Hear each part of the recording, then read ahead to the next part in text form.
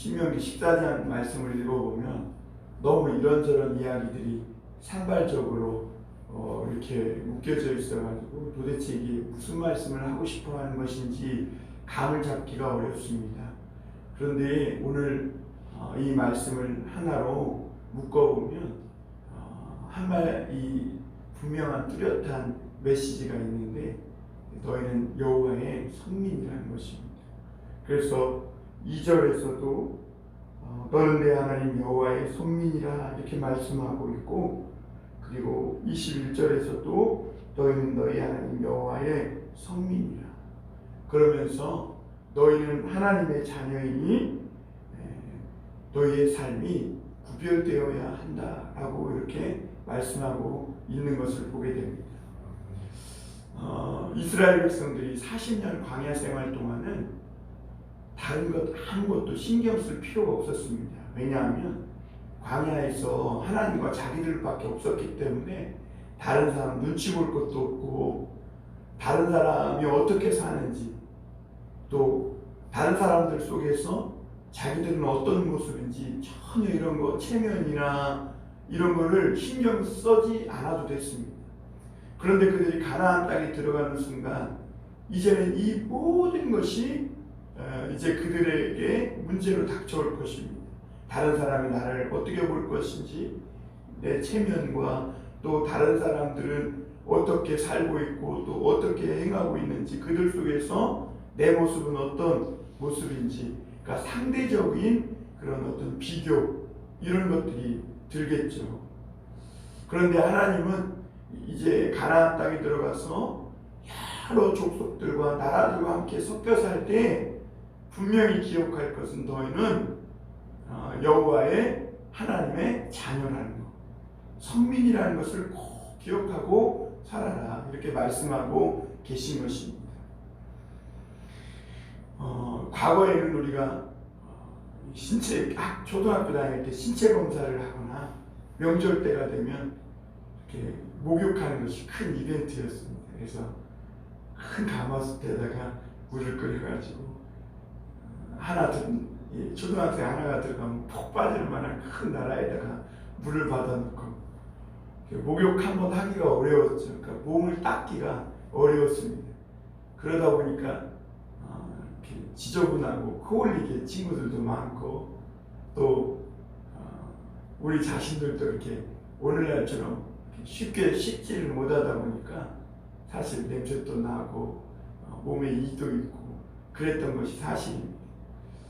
그런데 오늘날은 반대로 물만 뜨면 따뜻한 물이 나오니까 다 깨끗하고, 그리고 멋진 옷도 입고 그래요.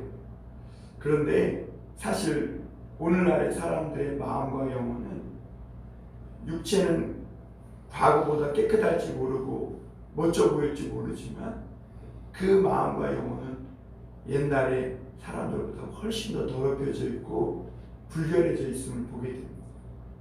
옛날에는 비록 씻지는 못했지만, 육체는 지저분했을지 모르지만 마음만큼은 깨끗했고 사람들이 순수했고 정직했던 것을 봐요. 그런데 오늘날 사람들은 더 높이 더 많이 이런 욕심에 사로잡혀 있다 보니까 마음과 영혼이 훨씬 더 불결하고 그리고 욕망의 그 찌꺼기로 가득 차 있음을 보게 됩니다. 하나님 앞에서 하나님은 어떤 사람을 정말 인정해 주시고 멋지다고 평가하시냐면 깨끗한 사람입니다.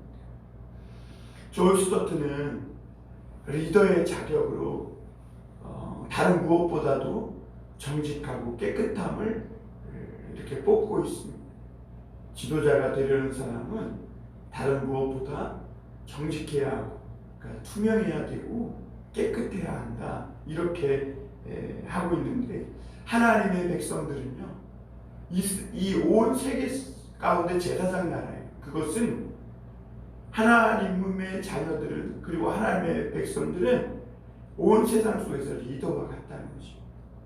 그래서 하나님은 너희는 깨끗하고 정결하고 거룩한 사람들이 되어야 한다, 구별되어져야 한다, 이렇게 말씀하시고 계신 것입니다. 오늘날 여러분 우리도 그래요. 우리도 세상 속에 살면서 사람을 볼 때 다 나름대로 사람을 이렇게 판단하지 않습니까? 마음속으로 뭐 그런 나쁜 정죄나 비판 그런 걸 떠나서 그래도 사람을 어느 정도 이분은 어떤 분이시구나 이렇게 판단하지 않습니까? 그런데 그때 사람들이 그래도 생각 있고 마음에 뜻이 있는 사람들의 생각은 뭐냐면 저 사람이 지금 어떤 차를 타고 있느냐, 집이 몇 평이고 재산이 얼마냐, 저거 사람이 지금 명품을 걸쳤냐 아니면 그냥 시장표를 걸쳤냐, 이런 게 중요한 게 아니라 저 사람이 얼마나 깨끗하게 살아가고 있는가를 중요하게 여기고 그 삶이 어떠한지를 통해 그 사람의 이 수준을 이렇게 생각하게 되죠. 그 우리가 사람들이 생각해 볼 때도 진짜 멋지고 괜찮은 사람은 어떤 사람입니까? 깨끗하고 또 하나님 앞에서 나 사람 앞에서 나 양심이 바른 사람이라는 것을 보게 됩니다. 그래서 오늘 하나님은요 세 가지 부분에서 하나님의 백성들은 구별돼 하나님의 자녀가 되어야 할 것을 말씀하고 있는데요. 첫째가 장례식에 대한 이야기입니다. 그리고 두 번째가 먹는 부분에 대한 이야기고, 세 번째가 너희는 너희가 가진 물질을 가지고 어떻게 살아가느냐 하는 부분에 있어서 말씀하고 있습니다. 사실 이 세 부분은요 인간의 삶과 아무리 굉장히 밀접한 관계에 놓여 있는 거예요. 장례식은요 그 장례식장에 가보면 그 사람이 일평생 어떻게 살았는지, 어떤 종교를 가졌는지 그 모든 것이 한 자리에 다 드러나는 자리가 장례식장입니다. 그래서 장례식장에 가보면 목탁 소리도 나고 뭐 이렇게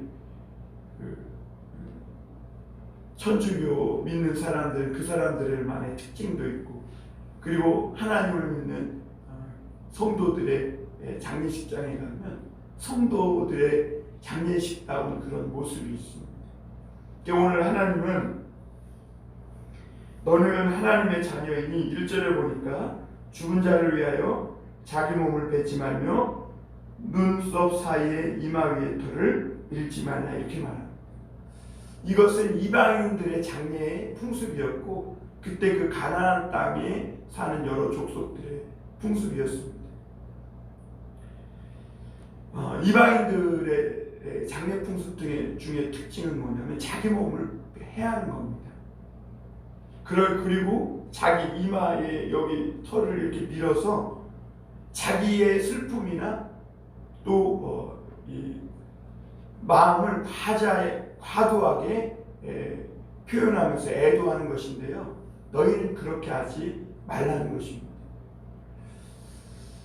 예수님이 그 죽은 나사로의 집에 갔을 때 과도하게 울고 하는 그런 사람들이 있었죠. 그때 예수님이 뭐라고 말씀하시냐면 나사로는 죽은 것이 아니라 잔다 이렇게 말씀하시면서 그치라고 울지 말라고 이렇게 말씀합니다. 그러니까 오늘날도 이 그리스도인들의 이 장례식은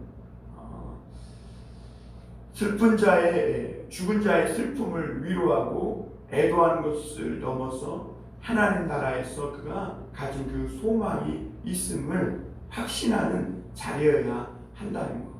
그래서 너희는 이런 이 장례식장에서 다른 이방인들이 하듯이 과도하게 너무 이렇게 마음에도 없는 그런 슬픔과 애도를 표현하기 위한 과장된 삶을 살지 말라라고 하신 것이고, 또한 이런 악의 모습은 모양이라도 버려라. 왜냐하면 이러한 삶은 결국 가증한 삶이어서 그렇잖아요. 이방인 중에 우리나라에도 옛날에 그렇지만 울어주는 사람이 있었잖아요. 근데 이스라엘 가운데도 그렇게 장례식장에서 울어줄 사람을 돈으로 사가지고 울음을 울게 하는 그런 풍습이 있었거든요. 그러니까 그런 것들을 하지 말라고 하시는 것입니다. 그리스도인들만의 이런 하나님의 백성다운 삶의 세계가 있고, 그리고 소망과 또 믿음의 확신이 있기에 하나님의 자녀로서 깨끗하고 구별된 그런 삶의 모습을 살라, 이렇게 말씀하고 있는 것이죠. 그래서 2절에도 보면 너는 내 하나님 여호와의 성민이라, 여호와께서 지상 만민 중에서 너를 택하여 자기 기업의 백성으로 삼으셨느니라.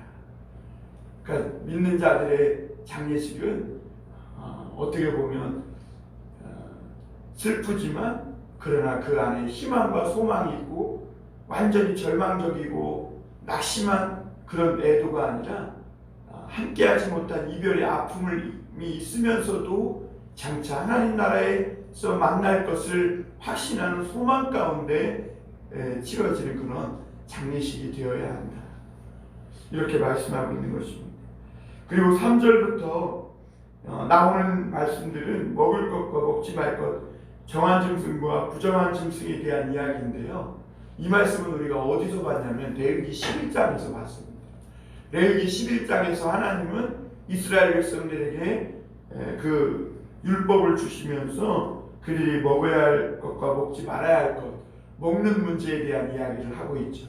그런데 여기서 이거를 세세하게 구분해가지고 어떤 짐승은 먹고 어떤 짐승은 안 먹고 쪽이 갈라지고 색임질하고, 이것을 말씀으로 이렇게 얘기를 나누기보다 오늘날 이제 예수 그리스도를 믿고 하나님의 자녀가 된 우리들은 이 이야기를 통해서 깨달아야 될 것이, 오늘 우리는 무엇을 먹을 것인가, 또 어떻게 먹을 것인가, 이것이 중요한 것입니다. 누구와 함께 먹을 것인가. 이 먹는 문제는 사람에게 굉장히 밀접한 관계가 있는 것 아니겠습니까? 먹는 것은 사실 우리의 삶은 먹는 삶이라고 해도 과언이 아닙니다. 그런데 중요한 것은 무엇을 먹을 것이냐 하는 것입니다. 그리고 어떻게 먹을 것이냐, 그리고 누구와 함께 먹을 것이냐가 중요합니다. 그래서 사도 바울도 신약 성경에 보면 이 먹는 문제에 대해서 이야기했는데, 이제는 이게 부정하다, 부정하지 않은 짐승이다, 이런 걸 얘기하지 말고 모든 것을 감사함으로 받으면 버릴 것이 없다. 그래서 우리는 뭐는 먹고 뭐는 못 먹고 이것을 가지고 그리스도이냐 아니냐를 따질 게 아니라, 이제는 우리가 감사하며 먹느냐 하는 것입니다. 하나님 일용할 양식을 주셔서 감사합니다. 그리고 또 하나는, 그런데 이렇게 먹되 우리가 감사하게 먹는다고 해서 모든 것을 다 먹을 수 있느냐? 그렇지 않다는 것입니다. 하나님의 자녀가 분명히 먹을 수 없는 것이 있는데, 이것이 뭐냐면 다른 사람의 양심을 더럽히느냐 더럽히지 않느냐를 생각하며 먹어야 된다. 그러니까 이것을 내 자신의 유익과 욕심만을 위해서 먹을 것이 아니라 내 형제들이 실족하느냐 안 하느냐를 생각하며 먹을 줄 알아야 된다는 거죠. 여러분, 어떻게 먹습니까? 내 건강과 내 유익만을 위해서가 아니라 내 앞에 있는 형제와 가족들과 또는 이웃들을 생각하며 그들이 실족하지 않도록 먹어야 하는 것이죠. 하나님의 영광을 위하여 먹는 것입니다. 그리고 누구와 함께 먹습니까? 우리의 먹음은 예수 그리스도와 함께 먹는다는 것을 잊지 말아야 합니다. 우리의 삶에서 이 먹음은 단지 그냥 살아있는 생명을 희생시켜서 내 생명을 보충하고 내 건강을 채우기 위한 그런 욕심내는 먹음이 아니라 하나님의 아들 예수 그리스도와 함께 먹는 거룩한 성찬이 되어야 한다는 것입니다. 그 음식들이 다 생물이고 살아있는 것들 아니었습니까? 그런데 그것이 죽어서 내 식탁 밥상 위에 음식이 되어서 그것을 내가 섭취함으로 생명을 누리듯이 그 생명에 아깝지 않은 삶을 살아야 하는데, 그 삶이 어떤 삶이냐면 나도 다른 생명들을 존중히 여기며 살아야 하는 삶이에요. 그래서 오늘 거기 마지막 21절 부분에 보면 너는 염소 새끼를 그 어미의 젖에 삼지 말라. 이방인들은 어미 젖에 삶으면 맛있다고 하면서 정말 너무 긍휼없고 무감각한 무자비하게 어미의 젖에 그 새끼를 삶아버리는 거예요. 어미는 잡아먹었으면 새끼는 어느 정도 크고 이 땅에 생명으로 태어났으니 어느 정도 살도록 그 삶을 누리도록 이 배려를 할 줄 아는 그런 어떤 긍휼과 자비함이 있어야 되는데 이방인들은 그렇지 않았다는 거예요. 맛있기만 하다고 하면 어떤 방법으로든지 먹고 욕심과 이익을 채우게 되는 것이죠. 그러나 너는 여호와의 손민이라 너는 염소 새끼를 그 어미의 젖에 삼는 이런 무자비한 행동은 하지 마라. 그러한 삶을 살지 마라.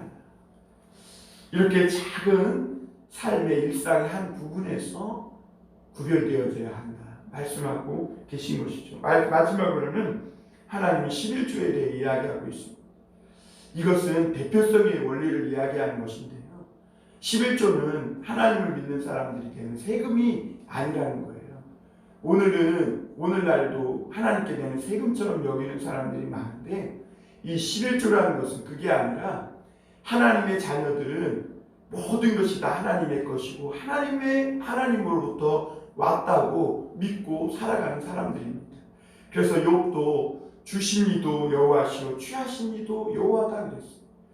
다만 우리가 이렇게 10의 1을 구별하여 하나님께 드리는 것은 이 모든 것이 하나님 것인데 우리가 이 땅에서 살고 먹고 누리고 해야 하므로 하나님께서 주신 것이 맞다고 고백하는 것이 바로 10의 1을 구분해서 드리는 거예요. 그래서 오늘 23절 마지막 부분에서 이렇게 함으로 내 하나님 여호와 경외하기를 항상 배울 것이라. 그러니까 이 11조를 내느냐 안 내느냐 이게 중요한 게 아니라 이것은 왜 그렇게 하냐면 이를 통해 하나님 여호와를 경외하기를 항상 배운다는 것이죠. 그래서 우리 그리스도인들은요 이 11조를 통해서 어떤 삶을 배우냐면 욕심부리지 않는 삶, 하나님이 내게 주신 것으로 만족하고 그 안에서 이렇게 만족하며 자족하며 살아가는 삶을 배워야 하는 것입니다. 역시 이 세상 사람들은요 항상 자기의 것으로 만족하지 못합니다. 더 많이 가져야 하고 없으면서도 더 많이 쓰고 또 허영과 사치를 통해서 빚을 지게 되고 그리고 남의 것을 빼앗게 되고 욕심부리게 됩니다. 그러나 하나님 믿는 너희 자녀들은 하나님이 주신 것을 여러분 지금 있는 것도 부족한데 11조를 드리면 어떡하겠어요? 더 부족하지 않겠어요? 그러니까 더 그 안에서 아껴 쓰고 검소하며 또 계획에 없는 이런 무분별한 낭비와 이런 헛된 이런 허영적으로 사용하는 그런 삶을 하나님께서 너희는 그런 삶을 살지 말라고 말씀하고 계신 것입니다. 오히려 오늘 23절에 보면 이런 처음 난 것을 하나님 앞에 택하신 곳에 가지고 와서 먹으며 처음 난 것을 먹고 또 24절에 보면 그곳에서 너무 멀고 행로가 어려워서 하나님 앞에 나와서 먹지 못하겠거든 그것을 돈으로 바꿔서 원하는 그 모든 사람들과 함께 음식과 필요한 이런 여러 가지 음식들을 사서 내 여호와 앞에서 권속과 함께 먹고 즐거워하라. 여기서 중요한 것은 내 권속과 함께 먹고 즐거워하라는 이야기입니다. 그리고 심지어 27절에 보면 레위인도 버리지 말고 그리고 28절에 보면 매 3년 끝에는 소산의 10의 1을 더 드리게 하는 것입니다. 그러니까 10의 2를 드리는 것입니다. 왜 그러냐면 이렇게 해서 성읍에 저축해서 마지막 29절에 보면 레위인과 성중에 거류하는 객과 고아와 과부와 함께 먹고 그들을 배부르게 하라. 이렇게 말합니다. 그러면서 하나님이 마지막으로 하시는 말씀이 내 하나님 여호와께서 내 손으로 하는 범사에 그리하면 내게 복을 주시겠다. 그러니까 하나님은 하나님의 자녀들이 이렇게 장례식장, 인간의 삶을 마무리하는 자리, 또 인간의 삶에 있어서 정말 불가피하게 피할 수 없는 이 먹음의 자리에서 또 우리가 물질을 쓰고 살아가는 삶의 그런 자리에서 하나님의 성민으로, 여호와의 성민으로, 하나님의 자녀로 구별된 삶을 살라, 이렇게 말씀합니다. 오늘도 우리가 이런 말씀들을 기억하면서, 사실 이런 말씀들은요, 우리가 예배당에서 어떻게 행함으로 구별되라는 말씀이 아니에요. 하나님의 말씀을 예배당에서 듣고 삶의 현장에 가서 어떻게 행해라 라는 그것으로 구별되라는 말씀입니다. 오늘도 우리가 이렇게 하나님 앞에 나와 말씀을 들었으니 오늘 또 예배를 드리고 이제 우리의 삶의 현장 속으로 들어갈 텐데, 그곳에서 구별된 하나님의 자녀로서, 여호와의 성민으로서의 삶이 있기를 주님의 이름으로 축원합니다.